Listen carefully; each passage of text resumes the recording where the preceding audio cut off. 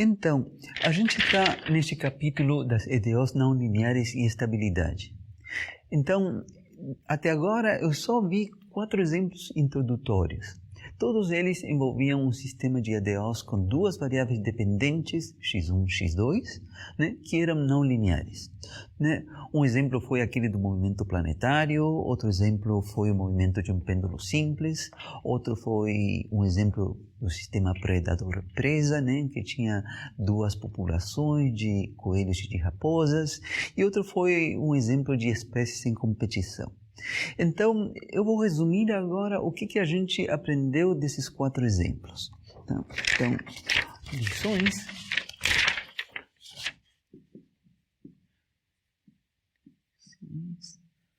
destes 4 exemplos.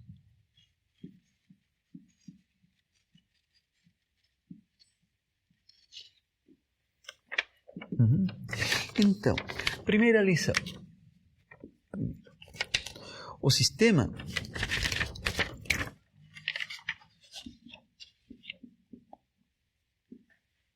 de x1 de t igual a uma função, vamos chamar f1, que depende de x1 e x2, né? de x2 de t igual a uma segunda função f2 de x1, x2,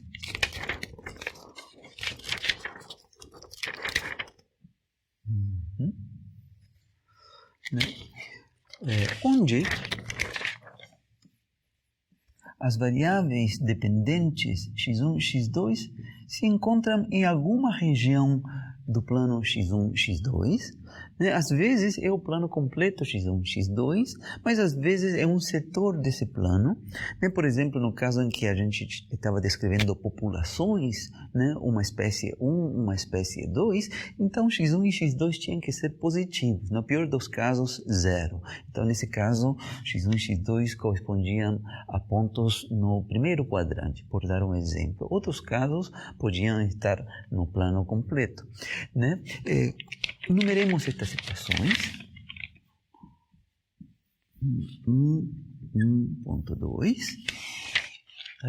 Eu vou guardar isto em algum canto, tá? Vou guardar isto no outro canto, mas podemos manter o foco aqui, só para... Depois vou citar este sistema também.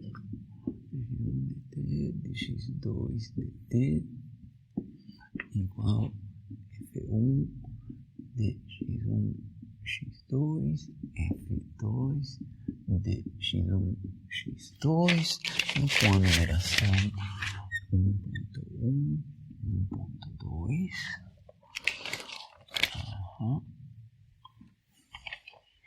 Muito bem. Então, qual é a primeira lição?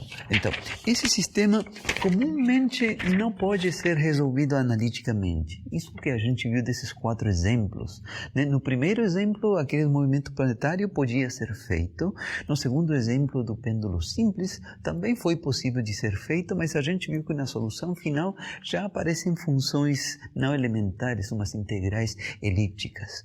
Né? Que em forma concreta a gente não está familiarizado, precisaria fazer um estudo dessas funções elípticas, aparecia a função inversa delas, etc.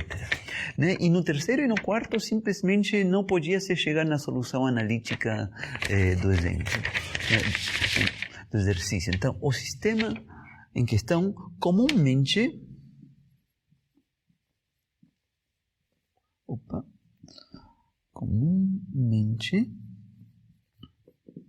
não se pode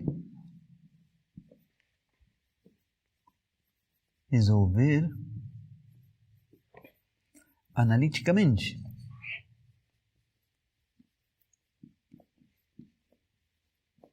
Ou seja, com caneta e papel, chegar a uma expressão explícita para x1 em termos do tempo t, x2 em termos do tempo t, né? E em termos de 2 constantes arbitrárias. Né? Então, o caso em que foi possível foi o caso do movimento planetário.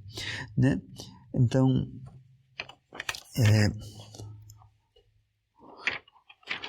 segunda observação, segunda lição.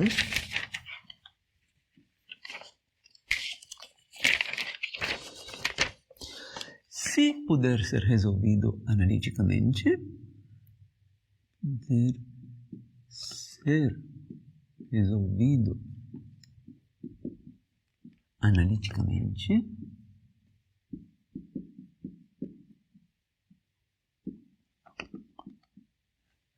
né? Por exemplo,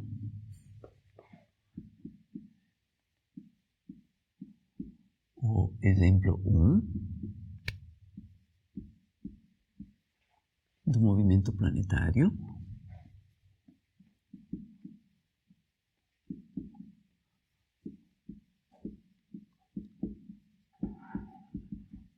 Então, se puder ser resolvido analiticamente, bom, a gente faz isso, né? Fazemos. Mas é bom estarmos precavidos para que essa situação seja rara de acontecer, né? Terceira lição, então. O que a gente fazia quando não era possível ser resolvido analiticamente, né? Quando não pudermos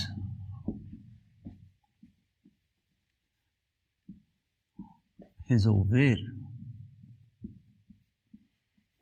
o sistema analiticamente,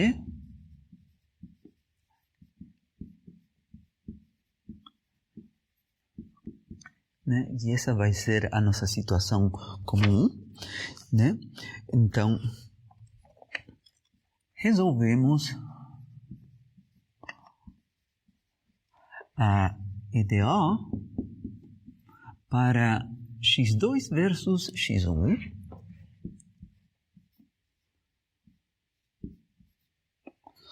que vem de... A gente viu isto nos exemplos. Essa EDO é obtida dividindo as equações. Dividindo as equações, do lado esquerdo vai sumir o tempo t e fica uma EDO de primeira ordem para x2 em termos de x1. É a EDO do lado esquerdo vem dx2 dividido por dx1. Do lado direito fica a função f2 dividido pela função f1.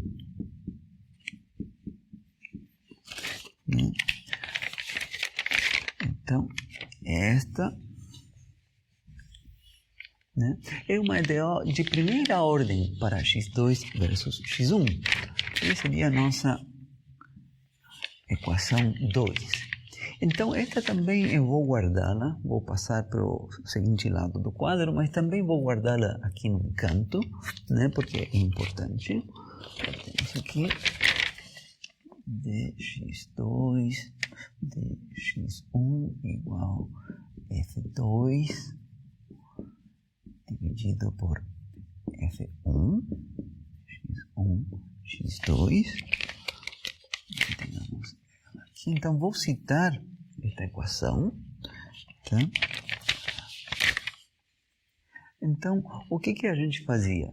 Bom, a gente resolvia esta equação, né, que é uma EDO de primeira ordem, né, para x2 versus x1.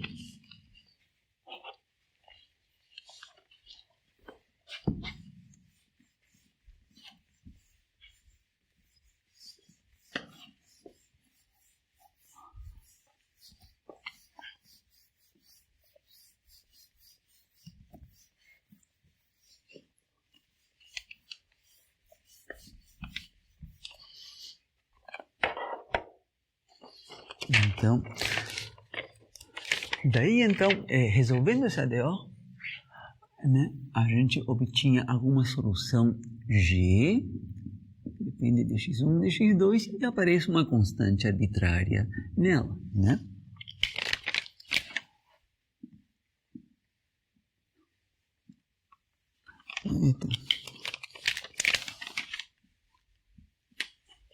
E então, isso dá uma família de curvas, né? Família de curvas no plano x1, x2.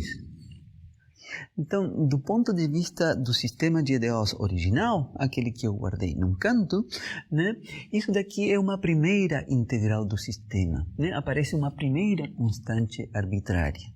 Né? No sistema que a gente vai estar resolvendo, que a gente gostaria de resolver, na solução geral, se fosse possível de se resolver, apareceriam duas constantes arbitrárias. Então, isto é uma primeira integral, né?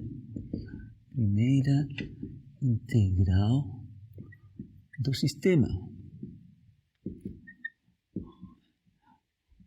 Né? Então, por exemplo, no caso do pêndulo simples, né? Ou no caso do problema predador-presa que a gente viu, aquele das raposas e dos coelhos, foi possível chegar nesta solução aqui para x1 versus x2. Né?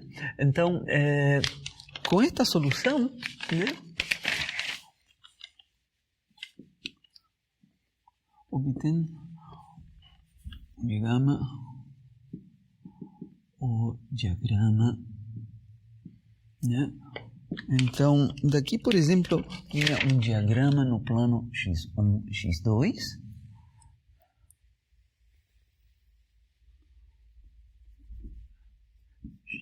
x1, x2. Então, vou inventar aqui o diagrama. A gente viu em cada um desses 4 exemplos que formato apresentava esse diagrama e tem diferentes possibilidades. Aqui eu vou inventar um, né?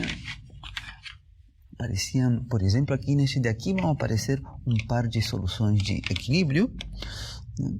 Então, aqui aparecia, por exemplo, estou inventando aqui, tá?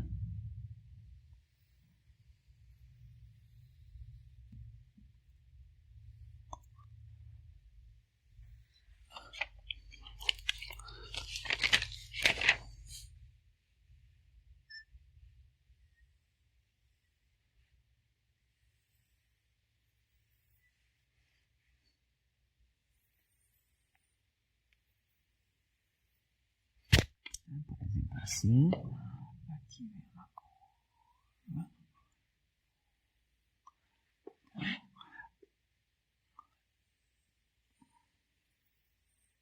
Então, este é um exemplo em que há duas soluções de equilíbrio. A gente vai formalizar estas coisas, né? Mas vou aqui só para ter algum exemplo no qual me apoiar. Né? Então, por exemplo, aqui a gente conhecia a coordenada disso, seria x1 para a primeira solução de equilíbrio, e essa daqui seria x2 para a primeira solução. Aqui este outro, por favor, x1 para a segunda solução de equilíbrio. Aqui seria x2 para a segunda solução. Então, neste exemplo deste diagrama que eu fiz aqui, há duas soluções de equilíbrio, que são esses 2 pontos. Então, a família, né, o gráfico dessa família de curvas vem de atribuir diferentes valores para essa constante C e vão aparecendo estas curvas. Né? Então, não quero entrar nos detalhes, a gente viu que às vezes aparecem estas curvas críticas aí, né? Eu justifiquei isso no exemplo do pêndulo simples, vi isso em detalhe, não vou ver isso aqui, mas tem algum diagrama disto. Né? Isto se chama um retrato de fase. Né? A gente vai fazer muito isto e, na verdade, assim em termos gerais, no que a gente vai ver nesta disciplina, o nosso objetivo vai ser construir esse retrato de fase, que não é a solução do sistema de EDOs, corresponde a uma primeira integração do sistema de EDOs, mas olhando para esse retrato de fase, a gente conseguia identificar algumas soluções de equilíbrios, como esta que eu coloquei aqui e esta outra, e a gente conseguia identificar se o sistema admitia soluções periódicas, por exemplo, né, que são, por exemplo, as que estão por trás destas curvas fechadas, outras soluções que não fossem periódicas, como estas que se veem aqui, né? E algumas que possuíam um comportamento assintótico, né? Que quando t vai para mais infinito se aproximavam de alguma solução de equilíbrio, como esta daqui. Né? Então, na verdade, o diagrama de retrato de fase vai ser isto que está aqui, né? Mais umas setinhas que eu tenho que indicar em que sentido estão sendo percorridas estas curvas. Que isso não vi até agora, mas não é difícil. Isso se pode fazer. Então, no momento adequado, a gente vai fazer o diagrama completo da família de curvas, indicando as setinhas também, né? Mas para não perder de vista o foco, né? Esse vai ser o objetivo desta disciplina, conseguir construir um retrato de fase, né? Que é um estudo qualitativo, nos dá informações das soluções que aparecem no sistema de EDOs. Né? Se a gente, por algum motivo, estiver interessado em resolver, obter uma dessas soluções, o que a gente não pode fazer analiticamente, a gente o faz numericamente, né? A gente coloca alguma condição inicial, x1 em t igual a 0 vale algum valor, vale 1, x2 em t igual a 0 vale menos 5, e a gente resolve isso numericamente, né, com algum método de cálculo numérico, ou os pacotes que a gente encontra disponíveis hoje em dia já fazem isso de forma automática. Eu fiz isso nos exemplos assim, no último exemplo da aula final, né? Então, mas nosso objetivo vai ser este daqui.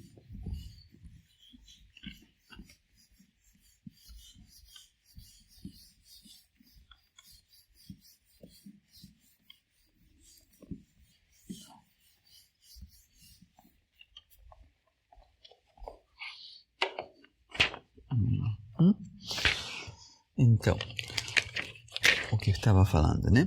O diagrama anterior,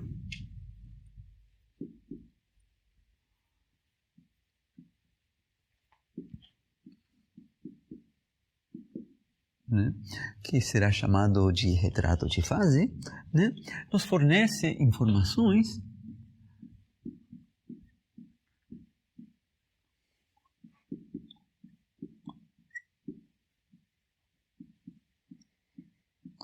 do tipo de soluções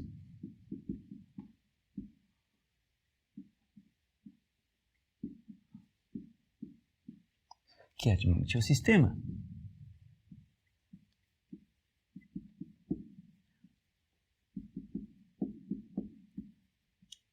Por exemplo, né, o que eu tinha mencionado, soluções periódicas. Antes disso, as mais simples de serem encontradas, soluções de equilíbrio.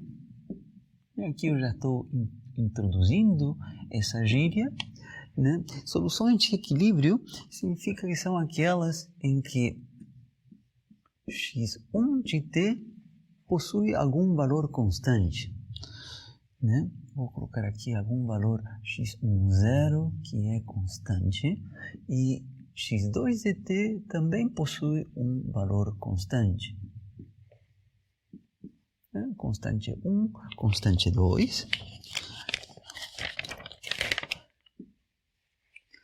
Então, estas vão ser as únicas soluções que, em geral, a gente vai conseguir obter analiticamente, né? São soluções do sistema de EDOs. Vamos justificar isso devidamente, mas se chama uma solução de equilíbrio, né? Porque x1 não muda no tempo t, nem x2 também não muda no tempo t. É o que acontece quando a gente tem uma situação de equilíbrio. Então, esse é um dos tipos de soluções que o sistema admite, né? A gente também viu que outro tipo de soluções eram aquelas periódicas, né? E com o mesmo período para x1 de t e x2 de t. Soluções periódicas, né? E tem mais outras, né? Assintótica, que assintoticamente se aproxima do ponto de equilíbrio, etc. Então, no momento certo, a gente vai ver essas. Outras, né, que a gente vai ver no momento. Então, essa foi outra lição de que a gente pode construir, né, se a gente não for capaz de resolver o nosso sistema original. né, a gente obtém esta equação diferencial para x1 versus x2 ou x2 versus x1 e a gente constrói aquele chamado de retrato de fase, onde dá para identificar os diferentes tipos de soluções que admite o sistema e isso já é uma informação qualitativa importante, né? Continuemos.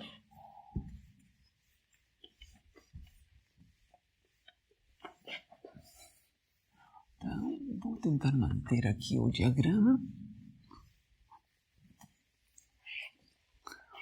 né? Para não perder de vista, né, de que isto seria o nosso objetivo, né? Então, quarto, outra lição que a gente vê, né? Há ocasiões, este diagrama aqui eu mencionei que vem de resolver aquela equação diferencial para x1 versus x2, né? E dá aquela família de curvas dadas por uma função g, que depende de x1, x2 e uma constante arbitraria c. Né? Mas a gente também viu que nem sempre é possível resolver sequer essa equação diferencial para x2 versus x1. Né? Então, há casos, né, em que nem sequer é possível, né, resolver a EDO em 2, que eu guardei num canto lá. É a EDO para x2 versus x1. É uma EDO de primeira ordem. A gente pode pensar, puxa, é uma EDO de primeira ordem, como que não vai ser possível? Tem toda uma primeira parte da disciplina de EDO 1, né, onde se vê como resolver EDOs de primeira ordem, né, com diferentes técnicas. A mais simples, variáveis separáveis, depois uma EDO homogênea, depois uma EDO linear de primeira ordem, e assim vai, né? É uma EDO exata, outra que seja resolvida com um fator integrante, mas a coisa é que no final desse capítulo se vê que há casos de EDOs de primeira ordem, digamos que não são exatas e que a gente não é capaz de encontrar o fator integrante, né? Fazendo muitos testes a gente não é capaz de resolver essa EDO. Né? E a gente parte para ver se cai em algum caso de algumas EDOs específicas, como EDO de Bernoulli, ou EDO de Riccati, EDO de Clairaut, etc. Mas pode acontecer que a EDO do exercício de primeira ordem, repito, não caia em nenhum desses casos que se conhece na literatura e simplesmente a gente não é capaz de resolver essa EDO de primeira ordem, né? Então, poderia acontecer isso aqui, nesta situação, né? Que a EDO de primeira ordem que a gente encontrou para x1 versus x2 não seja possível de ser resolvida. Né?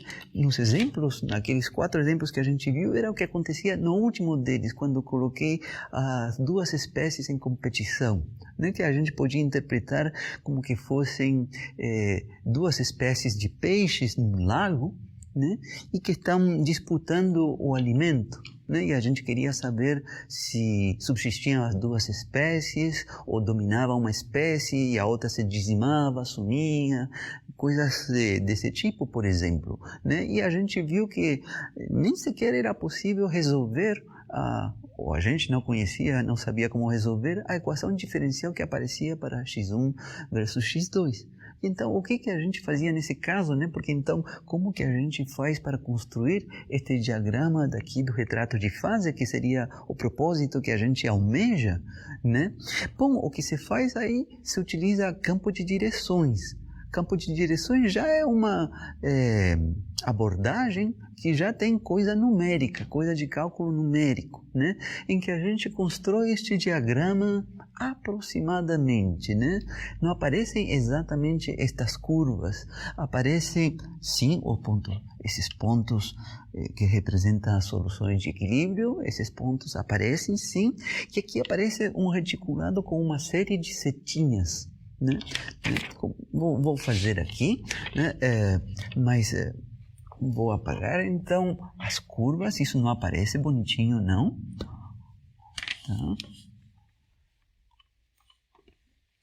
é um diagrama que, repito, se faz já numericamente. Vou manter algumas coisas, a posição, as soluções de equilíbrio aí.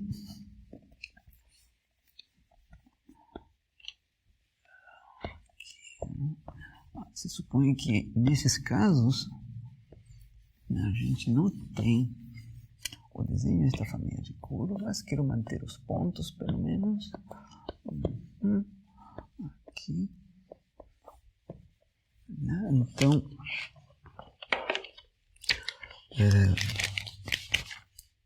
nesses casos, eu mostrei isso para vocês no quarto dos exemplos das espécies em competição, né? Esse diagrama construído com um computador, esse diagrama do campo de direções, né? O que a gente obtém nesse caso, né, é uma coisa assim com setinhas, né? Aqui, assim, assim, né? Assim, aqui, assim, assim, alguma coisa assim, né? Aqui outras setinhas assim, assim, etc. Aí por um lado, então por aqui tem alguma coisa assim, aqui tem algo assim. É um reticulado, né? Então aqui estou colocando poucas setinhas. Se supõe, né, que isto é ali. Então estas setinhas aqui na verdade vão no outro sentido. Aqui vão no outro sentido. Então não nos preocupemos desse detalhe aqui agora, mas o que estou mencionando é que a gente obtém assim um reticulado, né? Então aqui coisa assim, só para que não fique tão vazio, estou colocando aqui algumas coisas, algumas setinhas, né? Aqui, então repito que nesse caso dá para identificar esses pontos, sim, esse ponto que está ali, tá? Aqui, opa, e vão no sentido contrário as setinhas, tem que ser consistentes.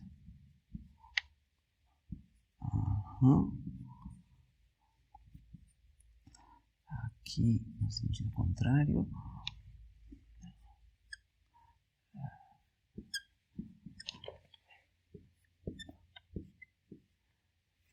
Enfim, tá? Esse diagrama aqui está preenchido. Se faz um reticulado, né? E em cada ponto desse reticulado, né, obtendo o valor de dx2, dx2, dx1 numericamente, a partir da própria equação diferencial, a gente consegue construir este diagrama com as setinhas, né? E é claro, quanto mais fino for esse reticulado, com mais precisão é feito este diagrama. Nesse diagrama, sim, se podem identificar esses dois pontos que correspondem às soluções de equilíbrio, e nos outros se vê, digamos assim, as setinhas, e a gente tem uma primeira noção, né, do que acontece na vizinhança desses pontos, das soluções de equilíbrio, né? Digamos, isso que se faz numa primeira abordagem numérica, né, que é o caso de campo de direções, né? Então, vou colocar nestes casos em que a gente não consegue resolver o sistema, né? Então a gente vai colocar, a gente obtém, a gente constrói o campo de direções, né, associados àquela equação diferencial para x2 em termos de x1, né? Então, nestes casos, dois pontos. Então, primeiro,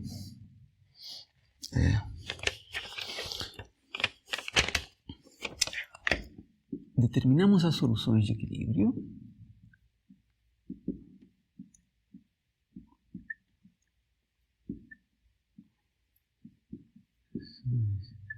De equilíbrio. Nesse exemplo que eu desenhei aqui, tinha duas soluções de equilíbrio, né? Por exemplo, então, as coordenadas x1, x2 para a primeira solução de equilíbrio, as coordenadas x1, x2 para a segunda solução de equilíbrios, e assim vai, se houvessem mais soluções de equilíbrio. Então, essa é a primeira etapa. E na segunda etapa, então, construímos numericamente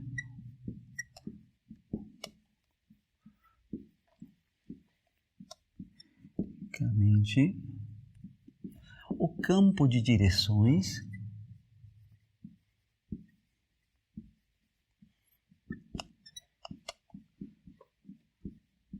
associado a essa equação diferencial para x2 em termos de x1. A área de O2. Esse é o diagrama com as setinhas que eu coloquei aí para vocês. Então, essa é uma quarta lição. A gente está cada vez se tornando mais realista, digamos. O problema é difícil, a gente está vendo que tão longe a gente pode chegar com caneta e papel. A gente já está vendo aqui que aqui já temos que apelar a alguma informação numérica.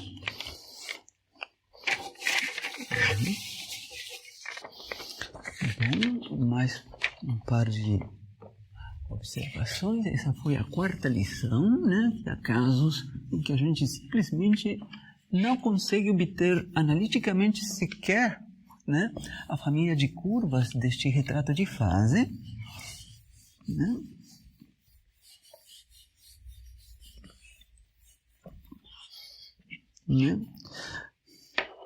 Bom, mas sempre vem a dúvida, bom, e se a gente quiser obter pelo menos assim uma dessas curvas, né? Não vai ser possível de fazer isso analiticamente, mas numericamente se pode fazer. Né? A gente, com algum método de cálculo numérico, ou isto já vem implementado nos pacotes computacionais, a gente consegue obter uma curva. Né? Então, 5. Se desejarmos obter alguma solução,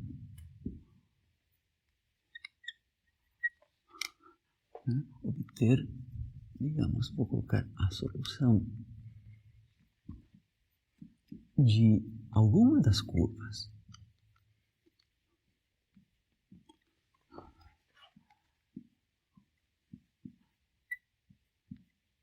né, do retrato de fase,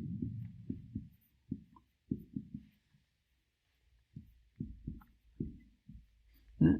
Então a gente faz isso numericamente.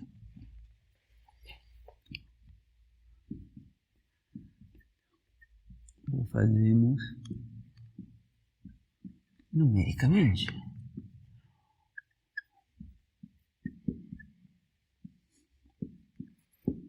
Então, digamos, a gente teria o plano de fase chamado que é o plano x2, x1.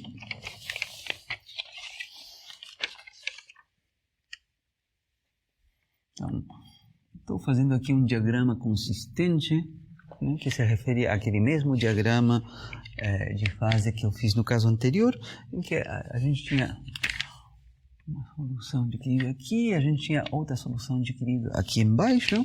Então, por exemplo, uma delas era alguma coisa assim, por exemplo. Né? E a gente, por exemplo, gostaria de obter essa curva. Bom, você pode fazer, mas numericamente. Né? A gente precisaria conhecer, por exemplo, algum ponto dessa curva. A gente especifica isso fornecendo o valor de x2, vou chamar x2 0, x1 0, né?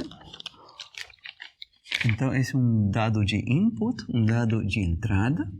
A gente tem a equação diferencial e a gente pede para ser resolvida numericamente, e o que a gente obtém como resposta é uma curva assim, né? Não obtemos a equação, isso não. Né? Obtemos a curva. Bom, e se for uma curva como esta, que foi uma curva fechada, a gente sabe que por trás disso, né, há uma solução periódica, do sistema original para x1 de t e para x2 de t. Então, isso já é uma informação importante, né?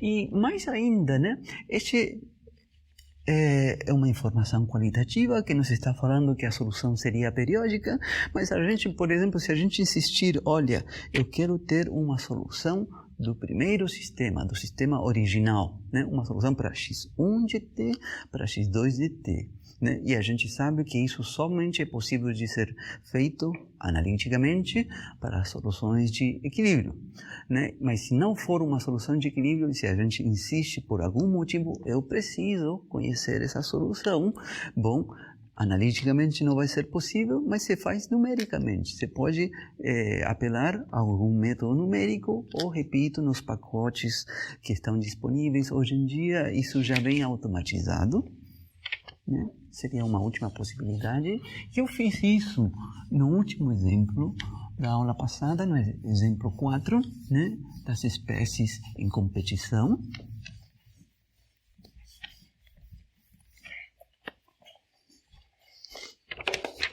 Então, mais ainda,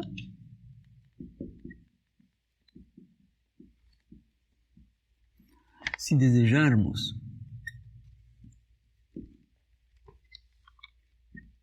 obter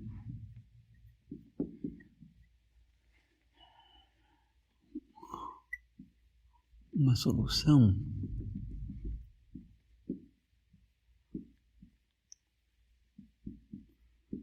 do sistema original,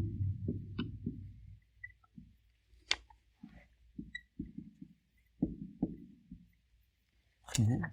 Esse daqui é nosso sistema original, mas para alguma condição inicial, né? A gente tem que fornecer essa informação, né? Para alguma condição inicial,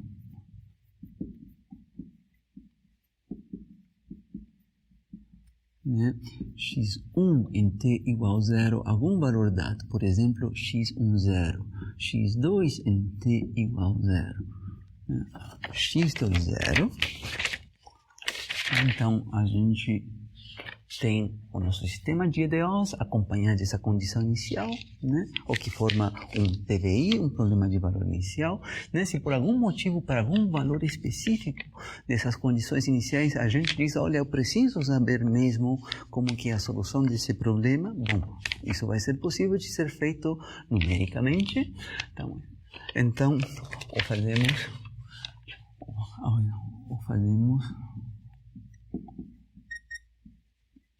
Então, aqui não estou entrando no detalhe de qual método numérico é utilizado. Estou simplesmente apelando para a informação de que isso está implementado em pacotes, né? Então, a gente acaba obtendo, então, por exemplo, para essa situação que coloquei no outro lado do quadro, né? A gente aqui, por exemplo, nesse caso que eu coloquei no outro lado do quadro, o x1 e o x2 de equilíbrio eram negativos. Então, vamos ter aqui algum ponto inicial para o primeiro. Então, aqui vai aparecer alguma curva assim.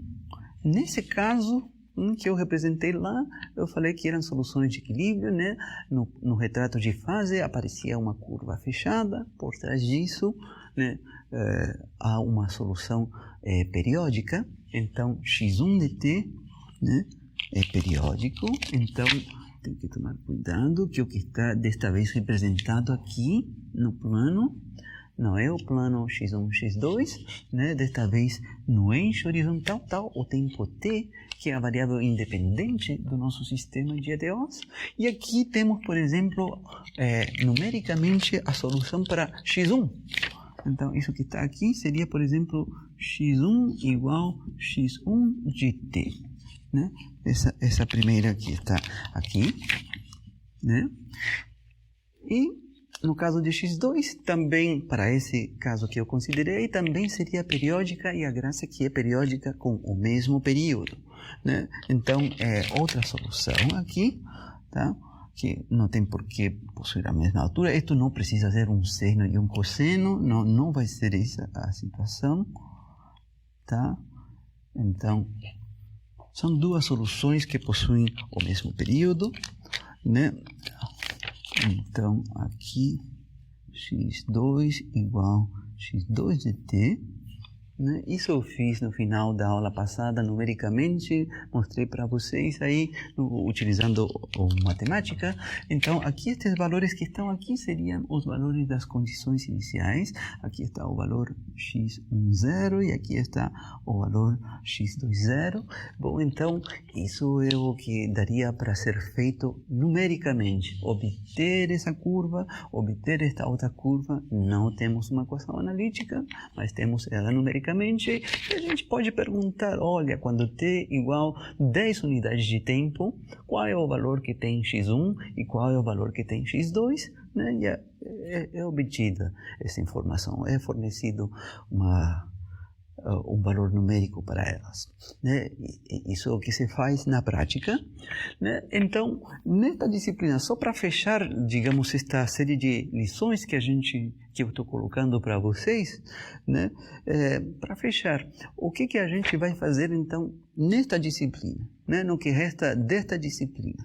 O que a gente vai fazer nesta disciplina, então, para um sistema de EDOs, vamos assumir que seja um sistema de EDOs que não dá para ser resolvido analiticamente, etc. Né? Então, como eu falei, a gente vai almejar construir esse diagrama esse retrato de fase, né? Isso, se for possível fazer ele completamente, esse vai ser nosso objetivo, né? E analiticamente ir o mais longe possível. Esse vai ser nosso objetivo, né?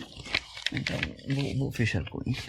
Então, é bom colocar estas coisas, né? Porque o que resta das aulas, né, desta disciplina, eu vou me concentrar nisso, né? Então, é bom saber, então, que, primeiro, a gente não vai estar obtendo a solução analítica do problema, né? Não vamos estar obtendo, em geral, x1 de t, x2 de t, não vamos estar fazendo isso. E o que a gente vai estar fazendo é obter soluções de equilíbrio e ver se somos capazes de construir o retrato de fase. Então nesta disciplina,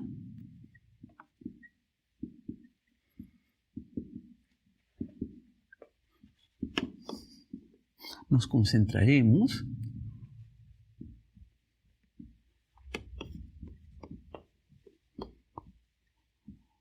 em determinar analiticamente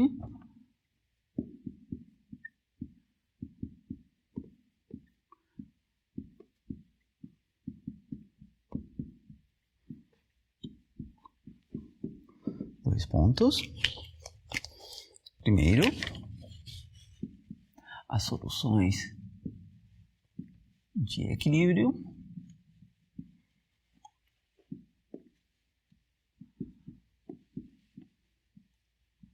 né, que seriam aquelas, naquele diagrama que eu fiz, continha somente duas, né, rotulei elas com um superíndice, x1, x2 com um superíndice 1, a segunda é um x1, x2 com um superíndice 2, né?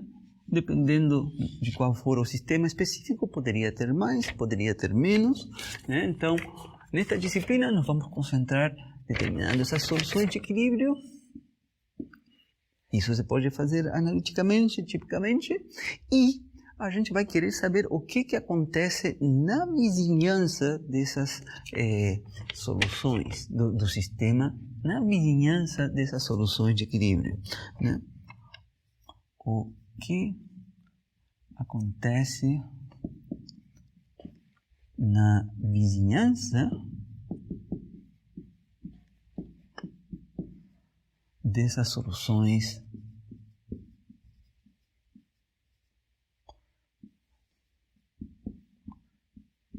né? No plano de fase,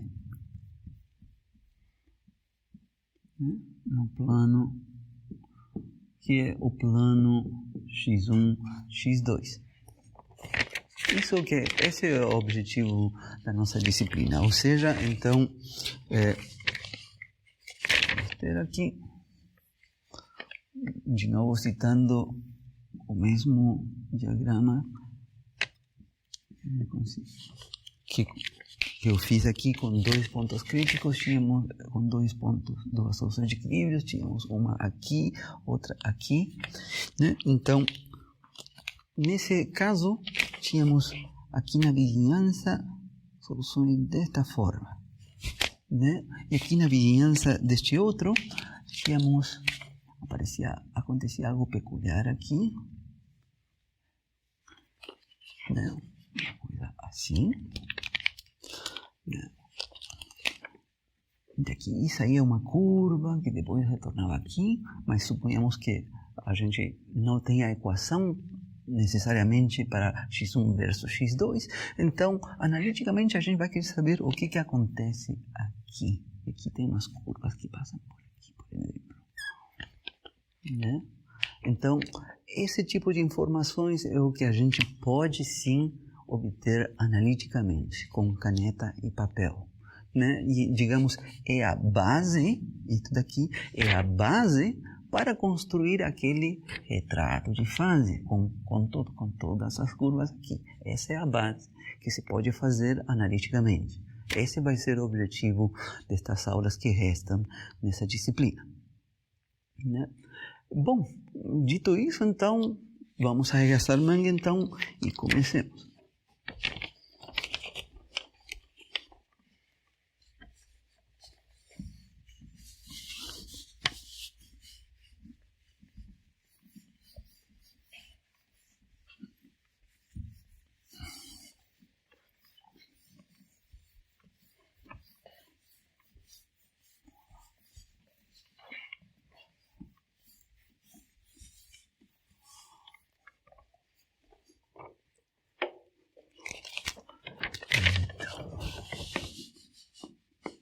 Cinco ponto 2. Então, algumas generalidades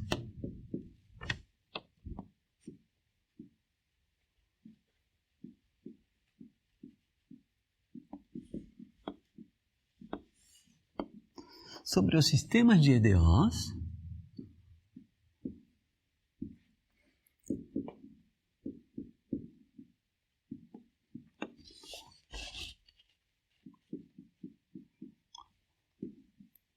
que estudaremos nesta disciplina.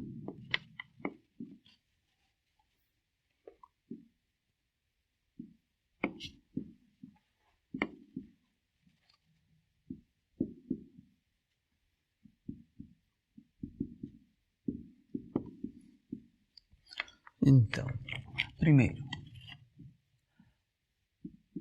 5, 2, 1. A gente vai estar abordando os chamados sistemas autônomos planares.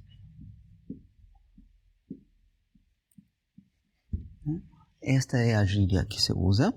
Então, vamos considerar, né, estaremos considerando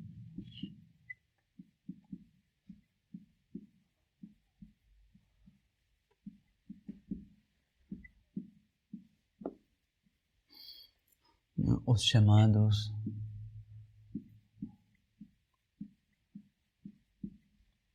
sistemas autônomos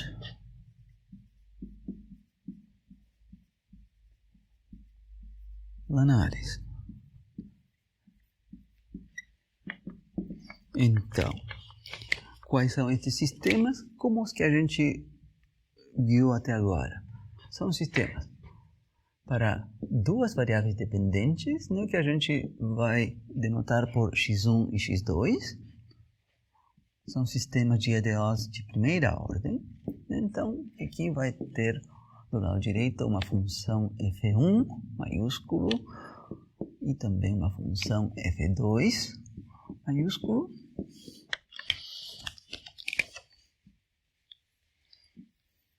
Como os exemplos que foram considerados até agora, onde as variáveis dependentes x1 e x2 vão se encontrar em alguma região do plano x1 e x2, que pode ser o plano completo ou pode ser um setor desse plano completo, né? Onde x2, né, se encontra em alguma região. Né? Uma região. Tá, vou chamar este sistema de sistema A. Tá? Vou me referir a ele como sistema A. Né? Vou também guardá-lo aqui num canto. Tá? É o mesmo sistema que eu coloquei no início, né? Que eu tinha guardado aqui, mas vou me referir agora nesta seção como o sistema A.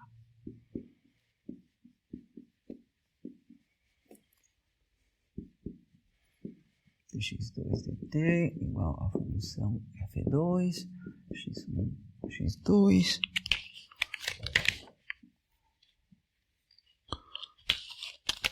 sistema A. Bom, então este sistema se chama um sistema autônomo planar. Se chama planar, né, porque tudo acontece, digamos, no plano x1, x2. Né, há duas variáveis, né, x1 e x2. Se a gente tivesse considerado um sistema, por exemplo, com três variáveis dependentes, aqui teríamos uma terceira equação de x1 dt igual a uma terceira função, já não seria planar, né, seria um sistema espacial. Né? Digamos, o retrato de fase seria uma coisa bastante mais complicada, aconteceria no espaço, em R3. Então, estes sistemas se chamam planares porque só tem duas variáveis dependentes, x1 e x2. E a outra coisa é que recebem esse apelido de autônomos, né? Se utiliza essa gíria para denotar a situação de que estas funções f1 e f2 não dependem do tempo t. Poderia ter acontecido, né? Eu não vi nenhum exemplo, né, em que aparecesse o tempo t, mas vocês já podem suspeitar de que a situação ainda é mais complexa. Se esse aqui já é difícil de se resolver em geral, né, a gente não vai ter uma solução analítica, né, vocês podem já esperar que se tiver o tempo t, se torna ainda mais difícil de ser resolvido analiticamente, se fosse possível, né, mas se torna mais raro ainda. Então, escrevamos isso, né? Esse sistema se chama planar,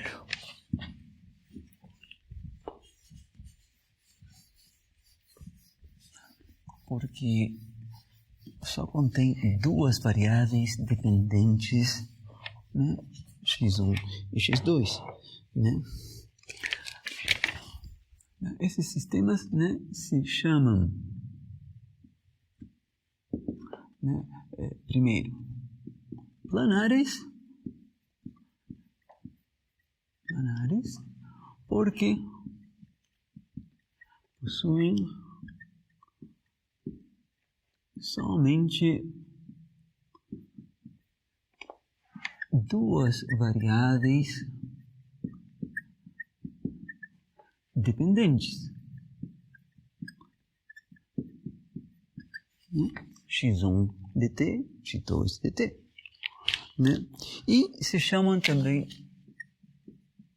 autônomos,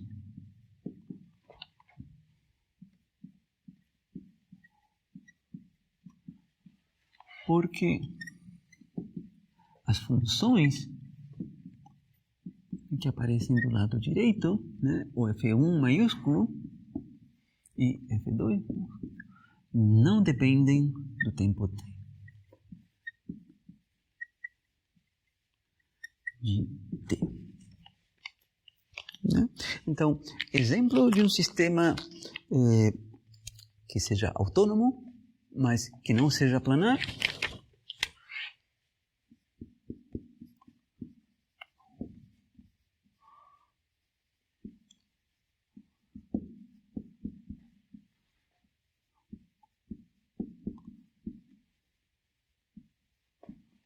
Não planar seria o caso, por exemplo, em que a gente tivesse três variáveis dependentes, né? Teríamos aqui dx1 dt, dx2 dt, dx3 dt. Né? E do lado direito, um f1 que dependa de x1, x2, x3, mas que não dependa do tempo t, por isso é que autônomo, né? F2 de x1, x2, x3, F3, x1, x2, x3.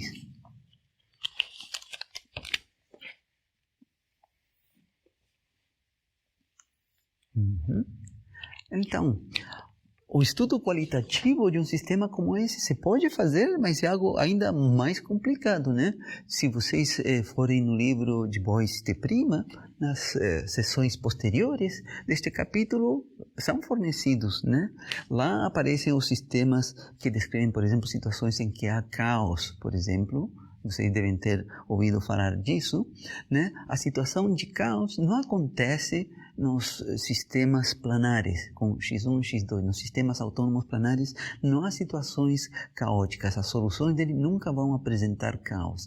Mas já com 3 variáveis dependentes, isso pode eventualmente acontecer, né? Então, isso aparece lá no livro do Boyce de Prima, né, nas sessões posteriores, mas nesta disciplina a gente não vai ver isso. Né? Só a gente já vai perceber que a situação se torna complicada demais, mas tem a abordagem para se examinar isso.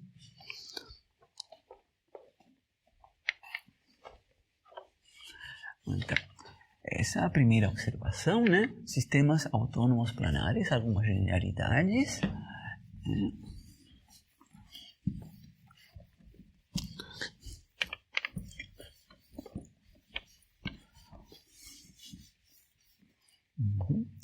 A outra observação, né? Outra generalidade que a gente tem para falar aqui, né? É falar do caso em que este sistema é linear e em que este sistema é não linear, né? E claro que nesta parte daqui a gente está interessado em resolver os sistemas, a obter soluções qualitativas, né, das soluções dos sistemas quando eles sejam não lineares. Por quê? Porque quando são lineares, isso se vê em EDO1, na parte final, se pode resolver analiticamente se for pelo menos de coeficientes constantes, né? Então, coloquemos isso aqui. Então, a segunda observação sobre estas generalidades que a gente está mencionando aqui, né? Sistemas lineares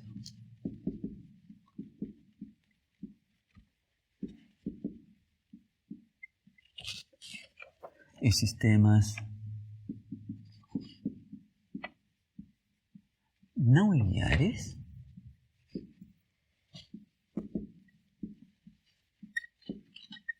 Né? Então, isso já foi esclarecido em EDO1, mas só vou lembrar aqui quando que o sistema se chama linear. Então, o sistema de x1 dt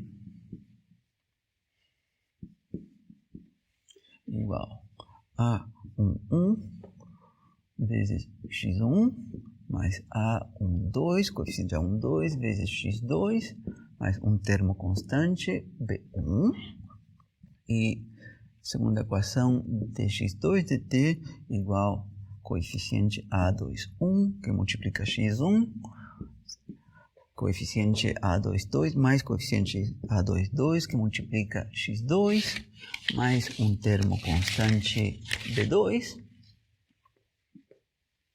né? Por definição, este é um sistema linear. Por definição. Na verdade, estes coeficientes que coloquei aqui, A1, A12, B1, né? O análogo da segunda equação, poderiam depender do tempo t, sim, e seria um sistema linear, né?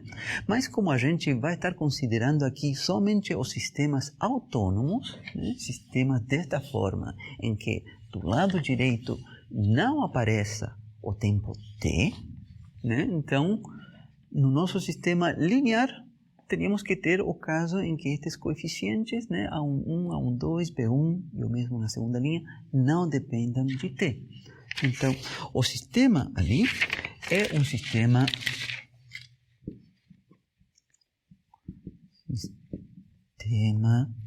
linear autônomo, né, que não depende do tempo t. Então, qualquer sistema, né, autônomo, como que está escrito aqui, que não se encaixe dentro desta estrutura daqui, por definição, vai ser um sistema não linear. Coloquemos isso no seguinte lado do quadro.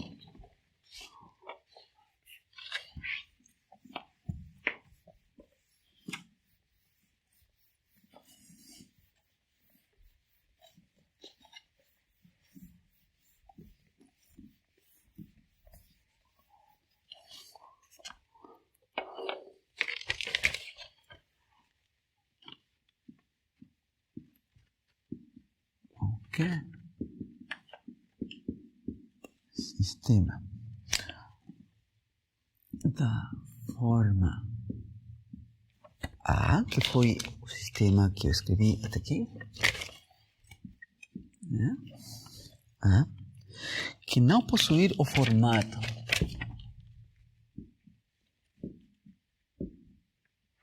que não possua o formato em B, então eu esqueci de colocar, vou colocar agora, né? Vou chamar este sistema linear de coeficientes constantes, né? Vou me referir a ele como o sistema em B. Então, qualquer sistema da forma A que não possua, né, o formato do sistema em B, que é o sistema linear, né, por definição, esse sistema vai ser não linear, vai ser denominado não linear.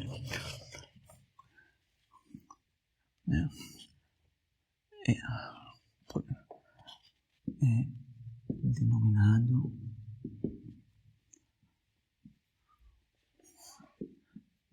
sistema não linear autônomo, né, de EDOs. Né? Por definição. Tá, isso para esclarecer. Então, repito que o nosso interesse aqui vai ser abordar este tipo de situações, em que o sistema seja não linear.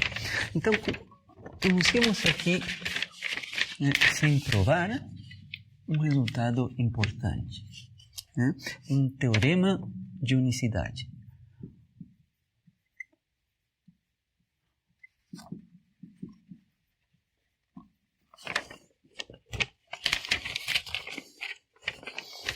Então, diz assim, se as funções f1 maiúsculo e f2 maiúsculo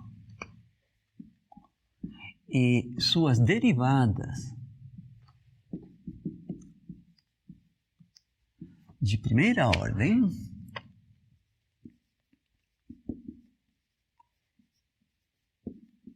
né? Ou seja, derivada parcial de f1 com respeito a x1, derivada parcial de f1 com respeito a x2, derivada parcial de f2 com respeito a x1, derivada parcial de f2 com respeito a x2, né? Se tanto as funções f1, f2, quanto as derivadas parciais delas, de primeira ordem, forem contínuas,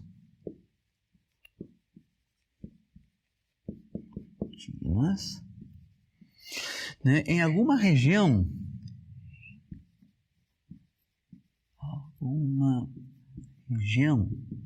né, que estou chamando R, né, contida no plano R2, eventualmente pode ser o plano R2. Então, se elas forem contínuas, então a parte forte, e aqui vem o enunciado do teorema, então o resultado do teorema, então o sistema de EDOs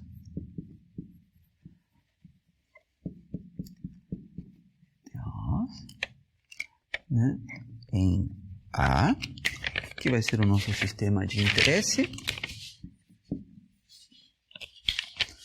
possui uma única solução, e por isso que o teorema se chama de unicidade. Possui uma única solução que satisfaça uma condição inicial especificada, né?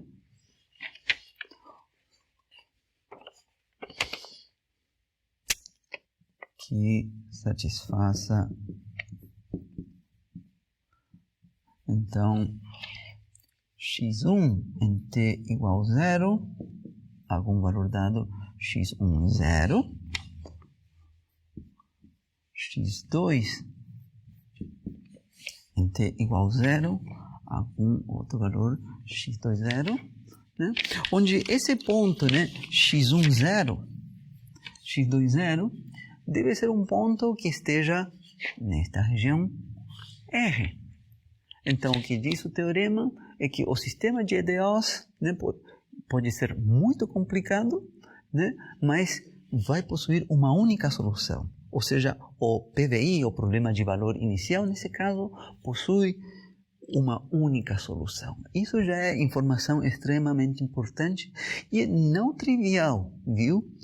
Porque isso já acontece, por exemplo, nas EDOs. Se a gente pensar em EDOs, nem sequer pensar num sistema de EDOs, né? A gente tem uma EDO de primeira ordem, por exemplo, dy dx igual a alguma função fzinho de xy, por exemplo, né? Se ela for não linear, né?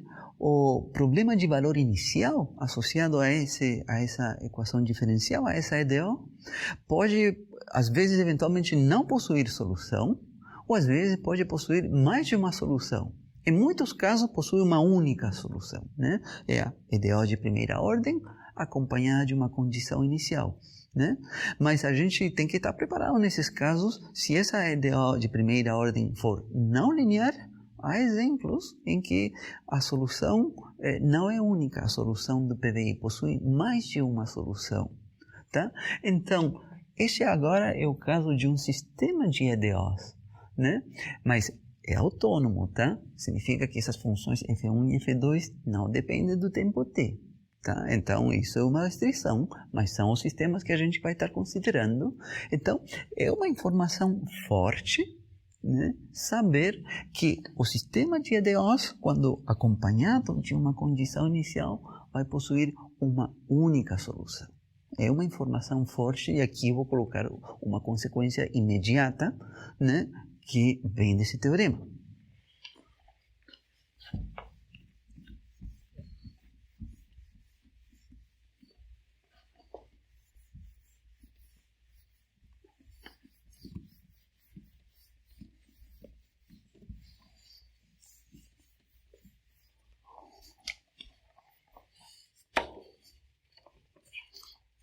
Então, consequência importante.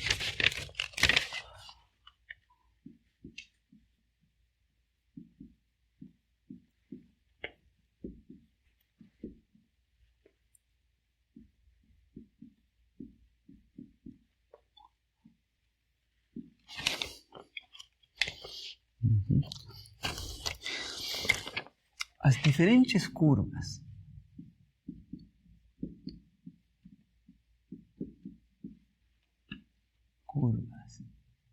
do retrato de fase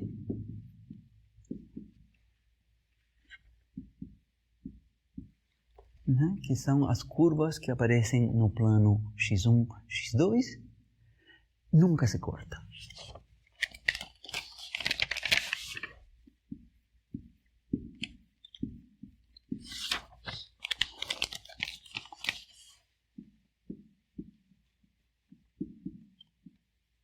Né? Ou seja, quando a gente faz o diagrama do retrato de fase, x1, x2, então a gente vai ter algum ponto aqui da condição inicial, né? Uma primeira condição inicial para x1, para x2, né? A curva correspondente no retrato de fase, digamos, vai ser alguma curva assim, que evolui aqui. Aqui eu já estou colocando com setinha. Se a gente considerar outra condição inicial, por exemplo, algum ponto por aqui, né? E a solução no retrato de fase né? É outra curva. Para cá. Eu vou colocar aqui uma terceira condição inicial, por aqui. Aqui tem outra curva, pode ir lá para cima, por exemplo. A coisa é que estas curvas nunca se vão cortar, né? E nos diagramas que eu fiz até agora, do retrato de fase, dos exemplos vistos, né? Dos 4 exemplos que foram vistos, né? Introdutórios, nunca se cortavam, né? Mas o questionamento podia vir: por que essas curvas nunca se cortam, né? Bom, então aqui a gente tem um respaldo neste teorema. Vamos justificar que, por contradição, né, a gente pode argumentar que estas curvas nunca se cortam. Mas então, coloquemos isso na continuação. Por quê? Por que é uma consequência do teorema de unicidade? Por que é uma consequência que essas curvas não se cortem?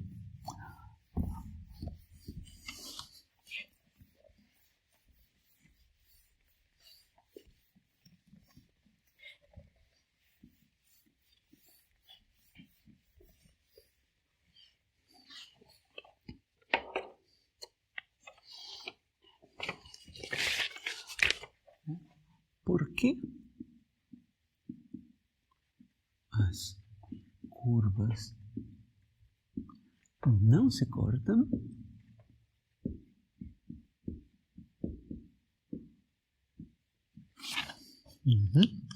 Então, suponhamos que se cortasse.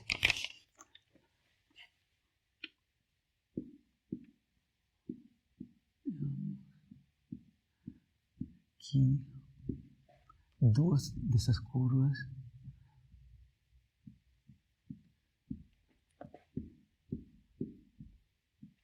se cortassem num ponto.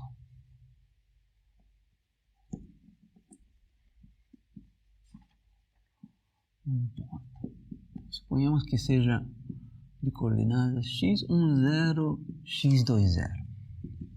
Como que se veria isso aqui no retrato de fase?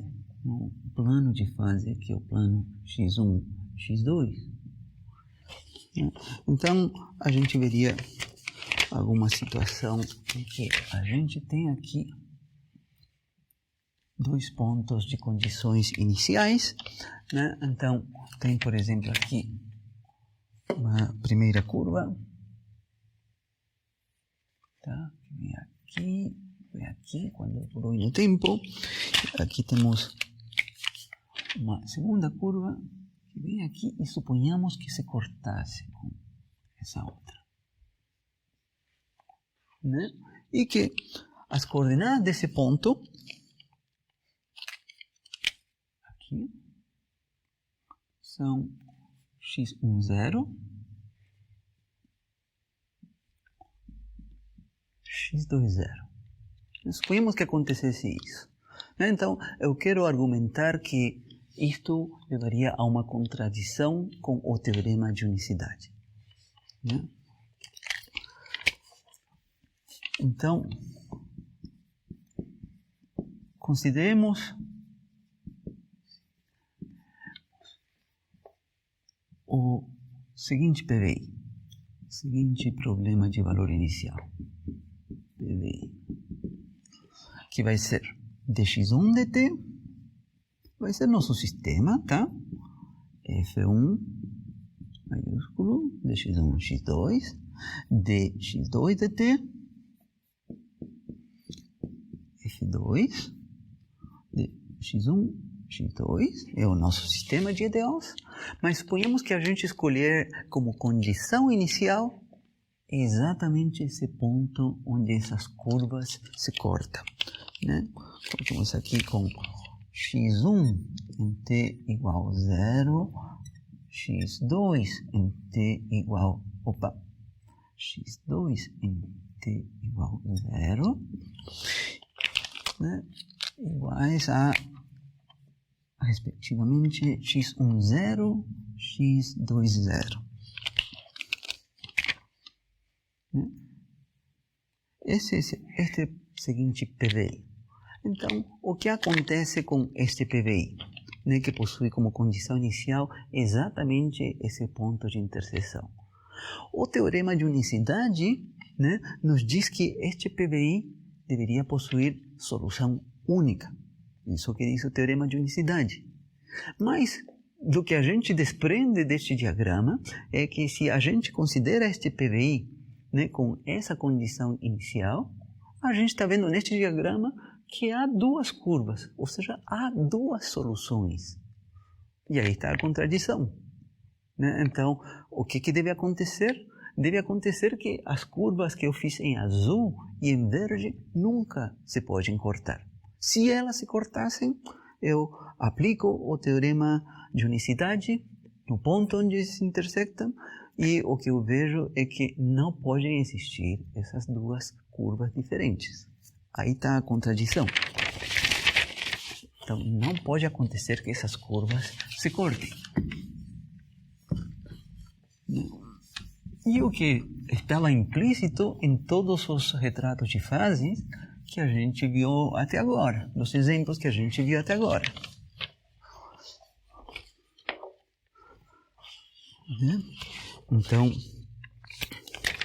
Então conseguimos esse seguinte PVI, né? Então, este PVI, né? Este PVI possui solução única.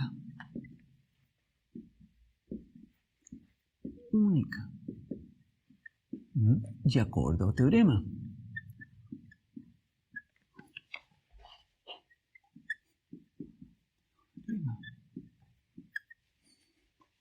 Né?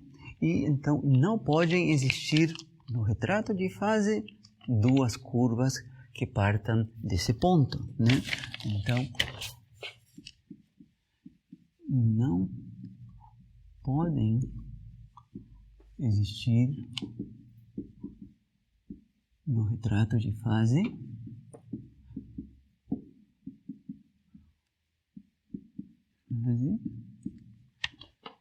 duas curvas que comecem do mesmo ponto x10,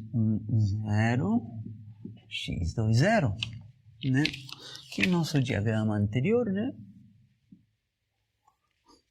Tínhamos algum ponto por aqui onde elas se cortavam, né? E tínhamos uma curva em verde que passava para lá e tínhamos uma curva em azul que descia.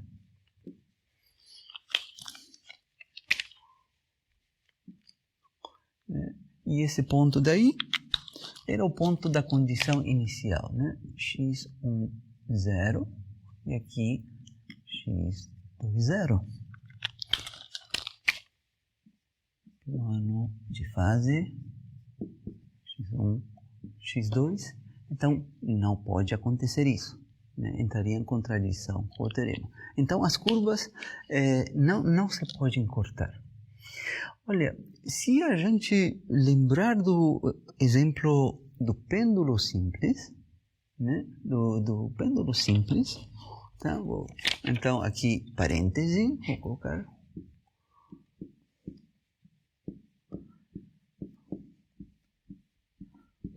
Tá? Lembrando do exemplo do pêndulo simples,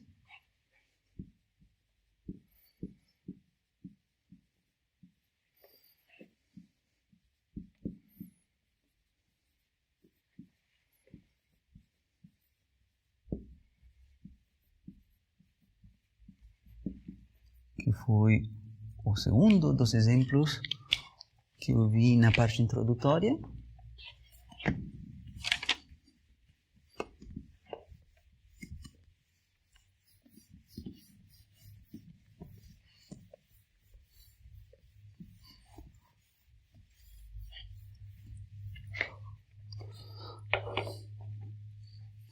não vou colocar nenhuma equação, mas vou colocar aqui rapidamente o retrato de fase que a gente obteve lá para o caso do pêndulo simples.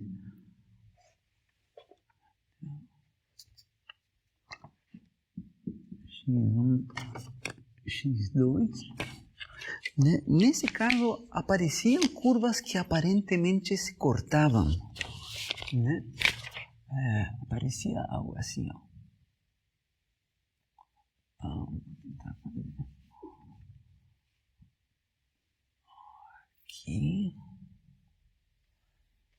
Aqui apareciam umas curvas críticas, né?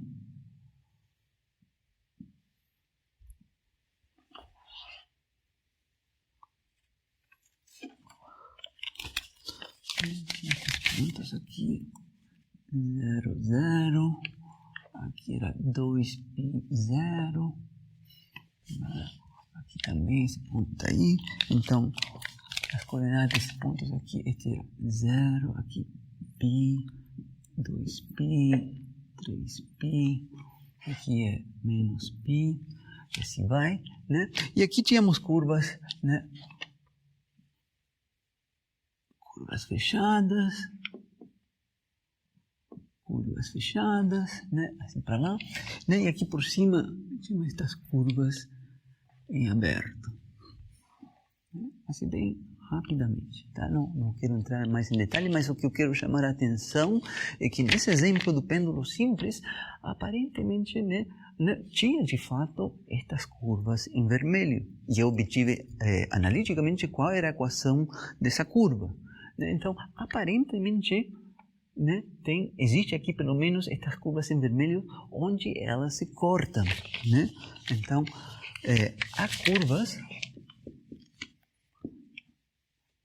curvas que, vou colocar aqui entre aspas, se cortam, né? Essas que estão em vermelho. Então, aparentemente, estaria havendo algum tipo de contradição com o que diz o teorema. Bom, qual é o detalhe importante? Que essas diferentes curvas que se cortam, né? Aparentemente tem uma que vem aqui, desce aqui, e tem esta outra que vem de baixo, sobe, desce, né? E que se cortam nesses pontos aí, né? Isso que a gente vê graficamente, pelo menos. Bom, acontece que é uma única curva. Não são duas curvas. É uma mesma curva, né, que apresenta isto, né? Acontece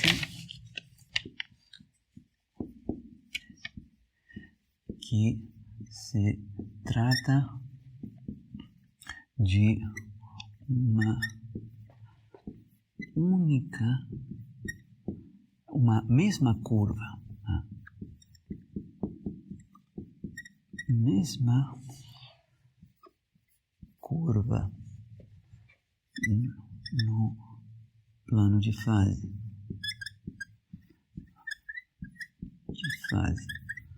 tá? É a mesma curva, não são duas curvas diferentes. E mais ainda, né, para que fique claro realmente que nem sequer ela se corta consigo mesmo, que é o que aparentemente a gente está vendo ela. Tudo bem, então se a gente aceitar que ela é uma mesma curva, não são curvas para diferentes condições iniciais, bom, de qualquer forma a gente está vendo aqui que esta curva se corta consigo mesma, nesses pontos, né? Tá? Mas ela, então colocamos aqui, ela na verdade não se corta consigo mesma.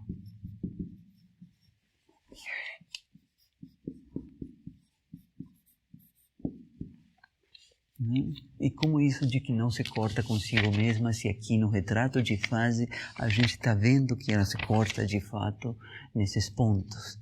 Bom, o detalhe é que quando a gente coloca uma condição inicial, né, por exemplo, algum ponto, aqui vou colocar aqui, por exemplo, esse ponto que está aqui, né, suponhamos que esse seja x1, 0, e esse seja x2, 0. um ponto como esse. Escolhi esse, por dar um exemplo. Tá? Quando a gente resolve esse PVI do pêndulo simples, né, com essa condição inicial, né, qual é a solução? É uma solução que começa aí e, na verdade, vai até esse ponto daqui. É só esse segmentinho daí, não é essa curva completa que se corta aí. Olha, para que fique mais clara a explicação aqui, eu vou colocar o ponto aqui do outro lado, aqui. Esse seja, vemos, o x10 e este seja o x20.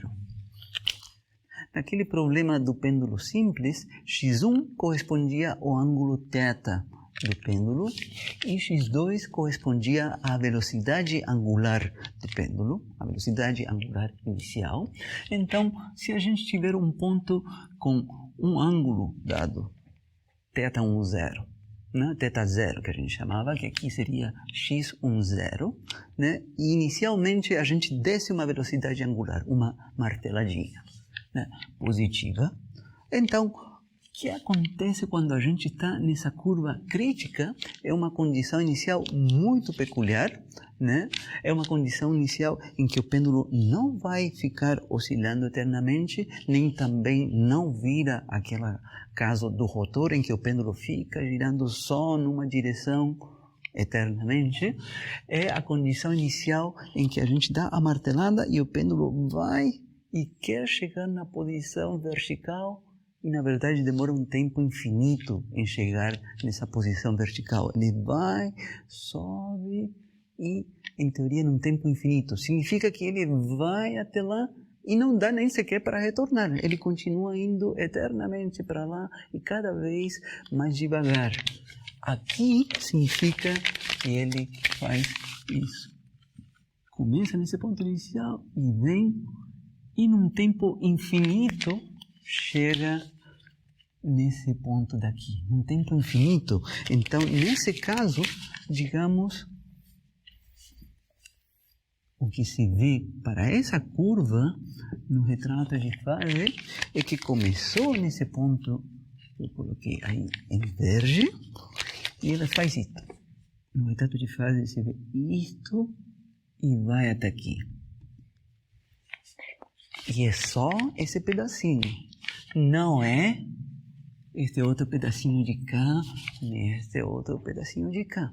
É só esse pedacinho daí. Né?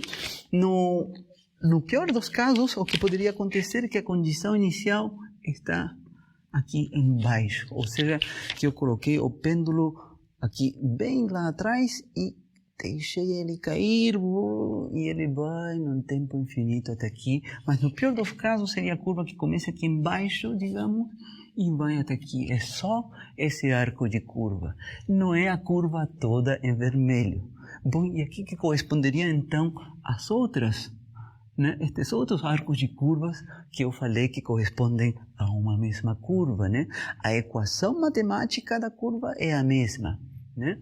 Só que cada um é um arco de curva por separado. Corresponderia a ter colocado o pêndulo nessa condição inicial, mas tendo dado uma volta inteirinha, né? Ou seja, uma volta, por exemplo, no sentido contrário aos ponteiros do relógio, né? Uma volta, e aí dou a condição inicial. E nesse caso, a curva seria uma outra curva que começou em algum ponto em que, além de ter aqui 2π a mais, com a mesma velocidade angular, vou fazer agora de uma outra cor, e começa aqui e vai até aqui.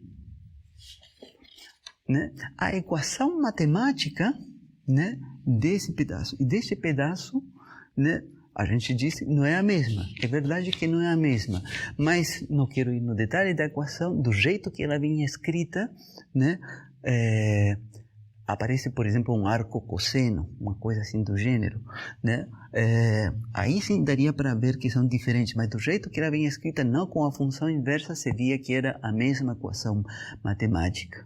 Né? Então, na verdade, no retrato de fase se vê isso com essa aparente intersecção das curvas, né?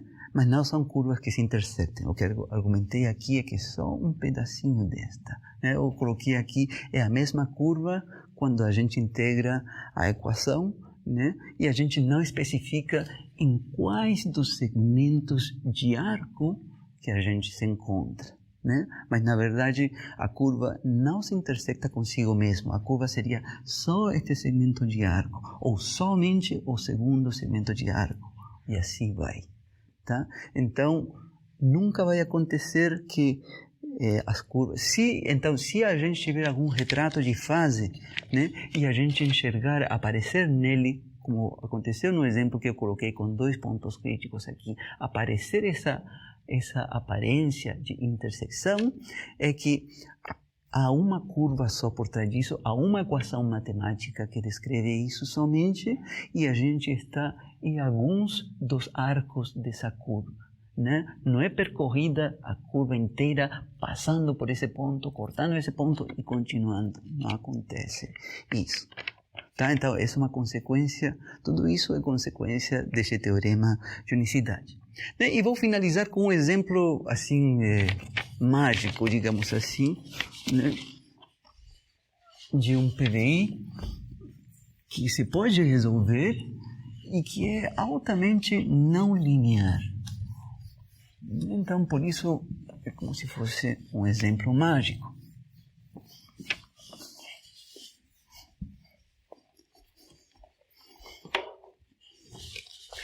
Então, exemplo.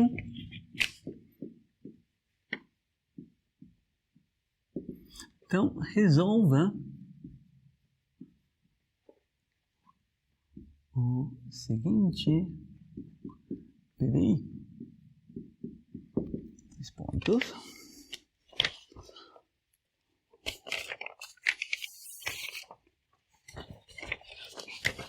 Então, dx1 dt igual x1 a quarta x2 mais seno de π x1 x2 menos 2.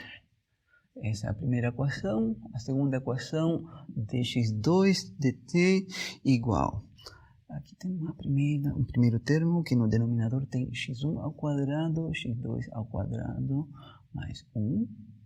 No numerador tem a exponencial de x1 mais 1, menos um segundo termo que no denominador tem 2x1 ao quadrado mais x2 ao quadrado, aqui x2, e que tem por condição inicial x1 t igual 0 igual menos 1 e x2 em t igual 0 igual 2.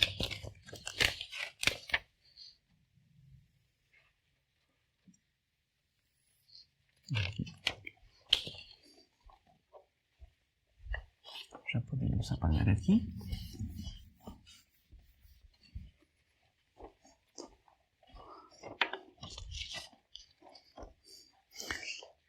Então, este é um sistema que é altamente não linear, né?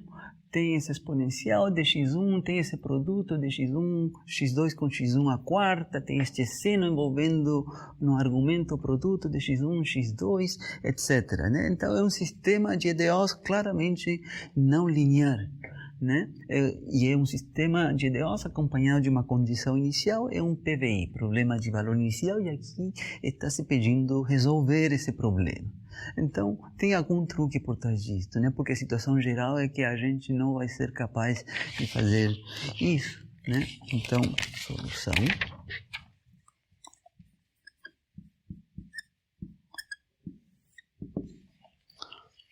Tá. Então, o truque que tem este PDI é o seguinte: ver o que acontece se a gente substituir a condição inicial, né, no sistema de EDOs. Né? Testemos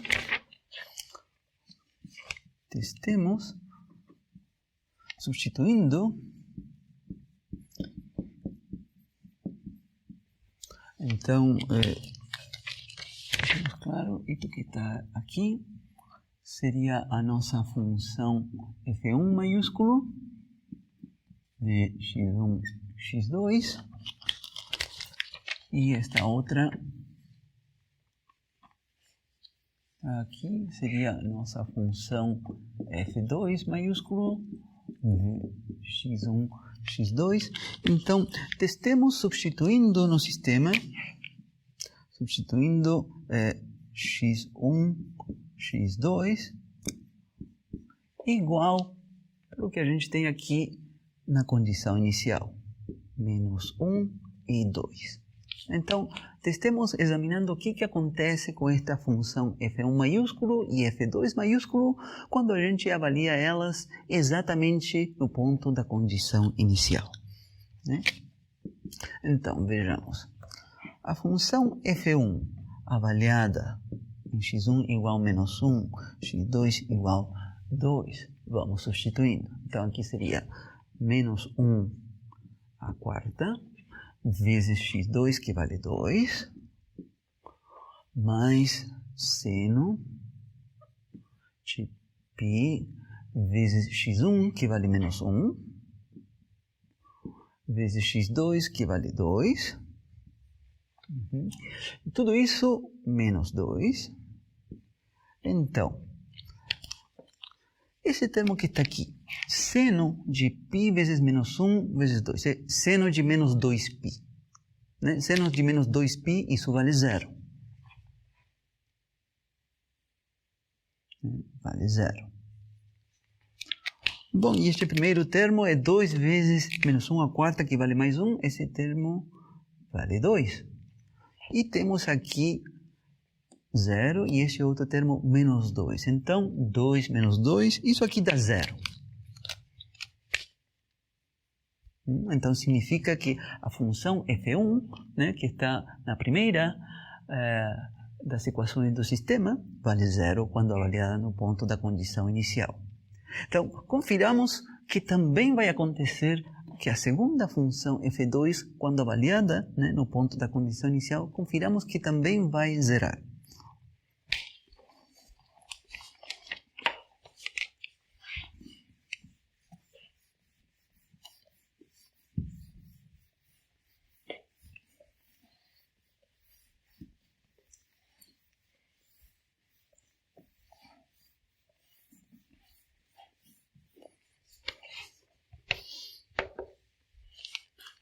Então, a função f2 avaliada em menos 1, 2. Então, vou substituir na fórmula que a gente tem. Né? No denominador tem x1 ao quadrado, é menos 1 ao quadrado vezes 2, mais 1. No numerador, onde tem uma exponencial, vai ficar exponencial de menos 1 mais 1, aí foi substituído o valor de x1, menos linha de fração.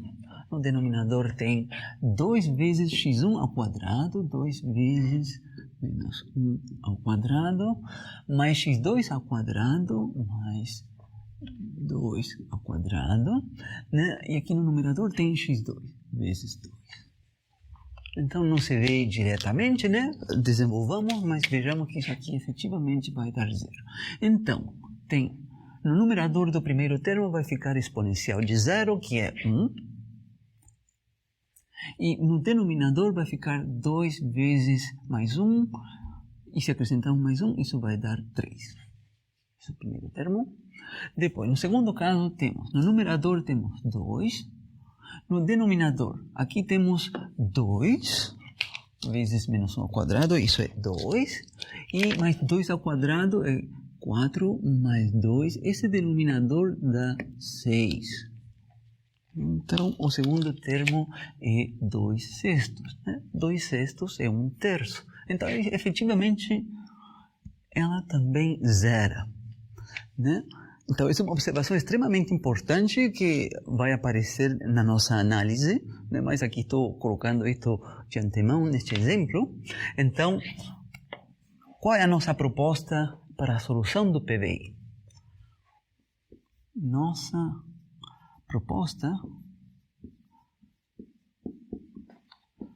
para a solução do PBI é que a solução para x1 de t seja uma solução constante, igual precisamente àquele valor da condição inicial, menos 1, e que x2 de t também seja uma solução constante igual ao valor fornecido para a condição inicial, que seja 2. Né? Isso para t maior ou igual do que 0. Então, a nossa proposta é que esta é a solução do problema. É uma solução muito simples, né? É uma solução constante. E o que a gente chamou uma solução de equilíbrio, em que x1 não muda com o tempo e x2 não muda com o tempo. Então, qual é o argumento nosso que a gente tem para falar que esta é a solução do problema? Bom, primeiro, acabamos de confirmar que se a gente substitui x1 de t igual menos 1, x2 de t igual 2, no lado direito do sistema vai aparecer 0. Né? Do lado direito, porque a função f1 e a função f2, 0. Isso é o que vai acontecer. E o que acontece se a gente substituir do lado esquerdo, onde aparecem as derivadas dx1 dt e dx2 dt? Bom, como x1 é constante, a derivada de x1 dt, de uma função constante, dá 0. E a derivada de x2 dt, que também é uma função constante, também dá 0. Então, do lado esquerdo também aparece 0. Né? Então, a gente pode confirmar agora facilmente, já que a gente checou isso, né? Então, pode facilmente agora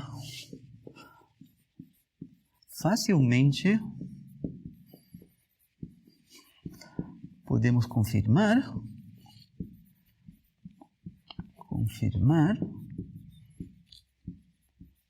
que vou me referir a esta solução como asterisco, tá? Vou chamar isso de asterisco. Então, agora facilmente podemos confirmar que asterisco satisfaz o PBI, o problema em questão, o problema de valor inicial, né?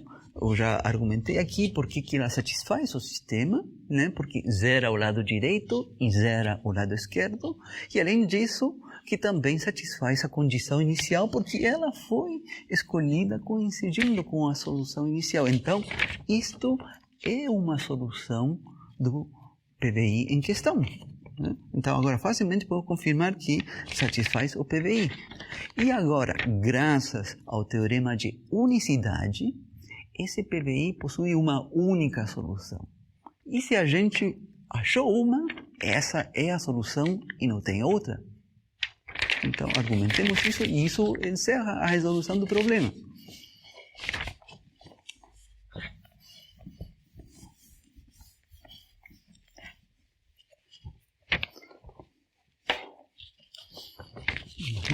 Então,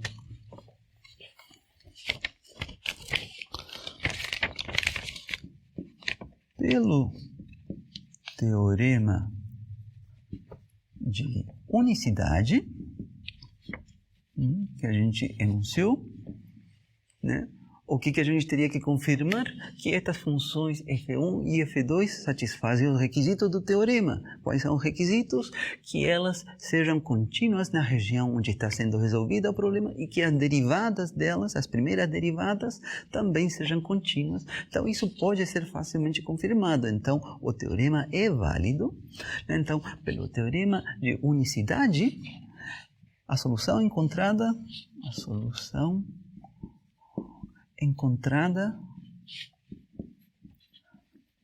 é a solução do PBI.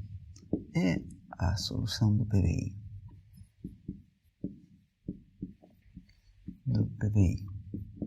Né? Não há outra. Porque o PBI em questão possui uma única solução. Então, digamos, com este exemplo mágico, né, eu quero transmitir de que as soluções de equilíbrio, porque a solução que a gente encontrou para este sistema é a solução de equilíbrio, né, que é aquela que x1 é constante, x2 é constante, né? As soluções de equilíbrio são as soluções que a gente vai poder encontrar dos nossos sistemas de EDOs que são não lineares. São as únicas que a gente vai poder encontrar analiticamente, com caneta e papel. Digamos, a gente demanda que isto seja zero e que isto seja zero, a gente encontra o valor para x1, o valor para x2 e automaticamente essa vai ser uma solução. Muito bem. Então, na aula passada, né, finalizei dando algumas generalidades sobre o sistema de EDOs que a gente vai estudar nesta disciplina. Né? Bom, a primeira observação é que a gente vai estar resolvendo os chamados sistemas autônomos planares. Né? Se chamam planares porque são somente duas variáveis dependentes que a gente está utilizando, denominando por x1 e x2. Né? E se chamam autônomos, né, quando do lado direito não aparece o tempo t. Né? Nenhum dos exemplos que eu coloquei apareceu o tempo t. Né? Se já se torna difícil a resolução deles quando aparece o tempo t, e quando não aparece o tempo t, né? Se aparecer o tempo t, se torna praticamente possível. Sempre pode aparecer por aí algum exemplo específico que seja possível, mas não é o comum. Mas, de qualquer forma, a gente vai se concentrar nos chamados sistemas autônomos em que não aparece o tempo t do lado direito. Né? Bom, aí rapidamente dei uma refrescada de memória quais são os casos em que o sistema que aparece aqui for linear, e esse é um caso que se estuda em EDO1 e que se sabe resolver completamente, né? Então, esse é um caso específico desse sistema que se pode resolver, né? E, por definição, quando o formato do sistema não for linear, é um sistema não linear, e aí a situação é mais complicada, e essa é a situação que estamos interessados em abordar nesta disciplina. Né? Sempre sob a ótica de um estudo qualitativo. Né? Bom, e finalmente eu vi o teorema de unicidade que fala que quando este PVI é acompanhado de uma condição inicial, né? E a gente pede para estas funções que sejam bem comportadas, né? Que significa que sejam contínuas e as primeiras derivadas delas sejam contínuas também em alguma região, né? Se for esse o caso, esse problema possui solução única. E eu falei que uma consequência importante disso é que as trajetórias de fase, né, que são as curvas que aparecem no retrato de fase, não se cortam. Né? No plano x1, x2, as curvas que aparecem não se cortam. Bom, então, vamos agora formalizar o tipo de soluções que admite este sistema. Mesmo que a gente não seja capaz de resolver ele em geral, né, você pode classificar o tipo de soluções que era o que vinha aparecendo já como periódicas, por exemplo. A gente viu também que apareciam as chamadas soluções de equilíbrio, né, e outro terceiro caso em que as curvas são abertas, né, que a gente vai falar que define um arco de curva. Né? Então, 5.3, tipo de soluções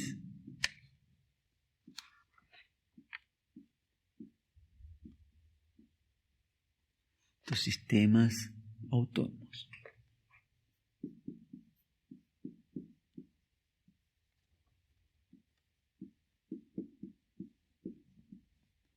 Então, primeira delas, aquela que a gente consegue obter em geral de forma analítica, ou seja, resolvendo o sistema.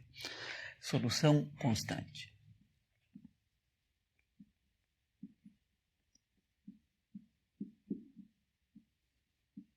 Né? Esta vem dada por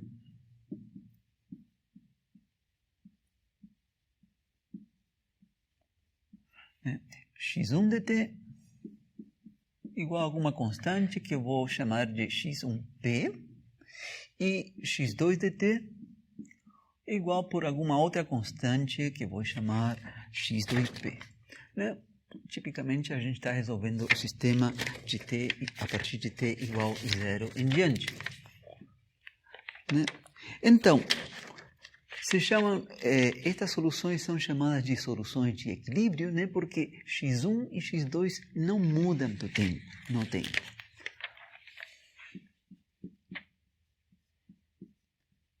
Tipo de solução chamada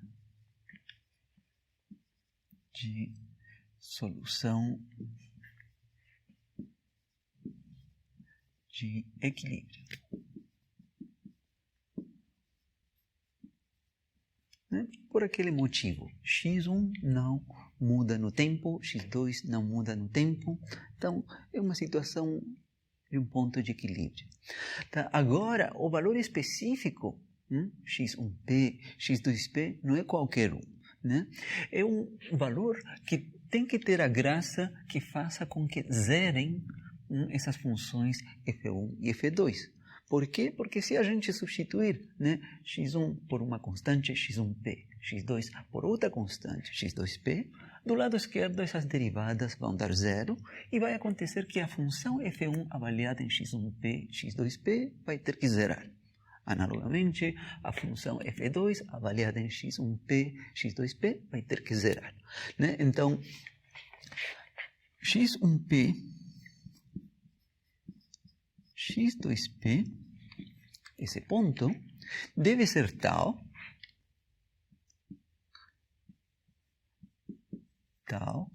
que as funções, né, f1 avaliada nesse ponto, x1p, x2p, zere, e também f2.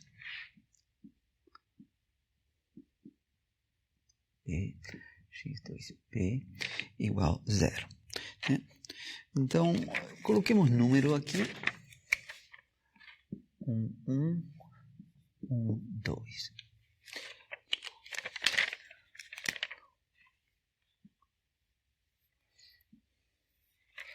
Então, os pontos, né, que obedecem estas condições, que zeram f1 e f2, serão denominados pontos críticos. Os pontos que obedecem 1 e 2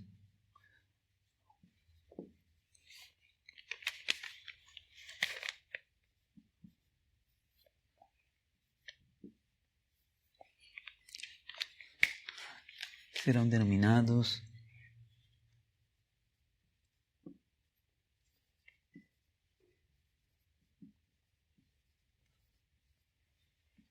pontos críticos.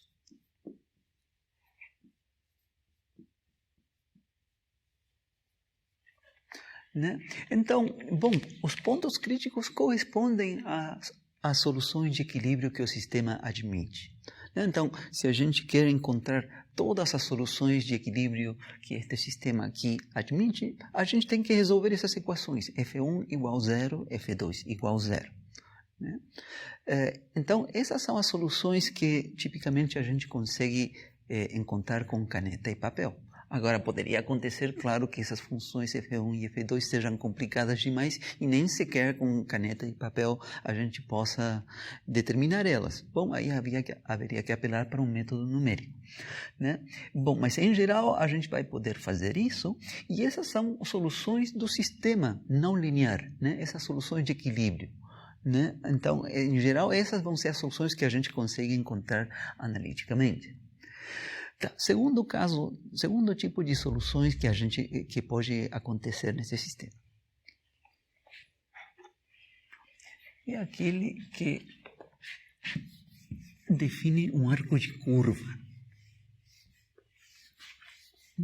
Nos retratos de fases que a gente viu nos exemplos, apareciam estas soluções.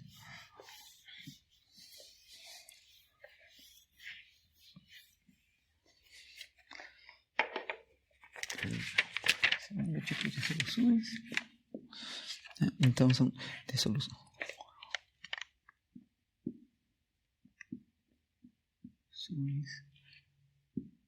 que definem um arco de curva.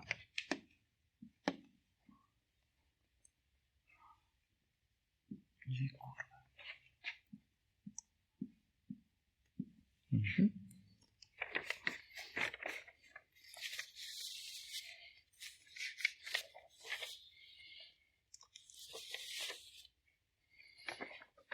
Então, trata-se do caso em que, no plano de fase,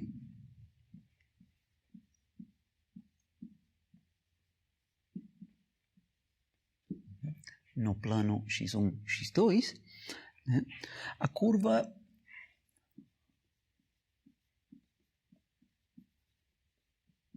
começa num ponto da condição inicial, um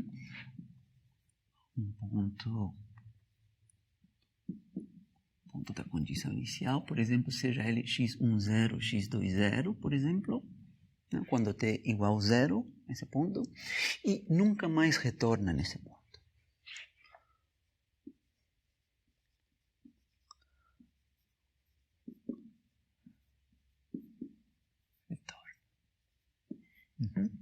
Então, vejamos um exemplo disto.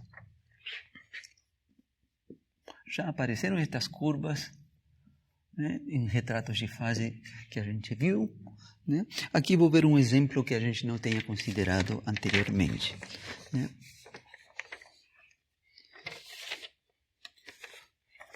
Fluxo bidimensional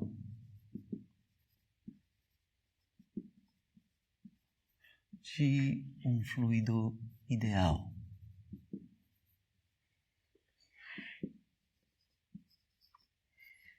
Então, antes de colocar o sistema de EDOs que aparece nesse caso, vou descrever assim em palavras e com um desenho a que corresponde essa situação, né? É o caso em que a gente tem, por exemplo, visto de cima, assim, né?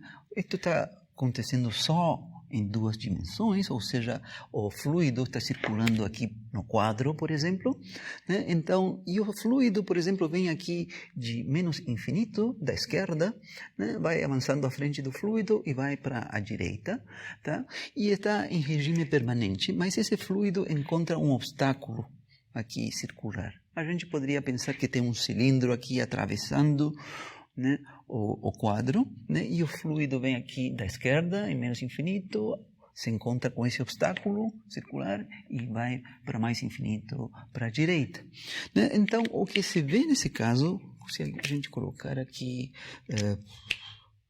eu não vou colocar o sistema ainda, mas o que se vê, né, é que as chamadas linhas de corrente, que seriam as trajetórias que seguem as partículas de fluido, né, vem aqui, uma coisa assim, aqui vem menos, né? Quanto mais se afasta, vai ficando cada vez mais horizontal, né? E por baixo o mesmo.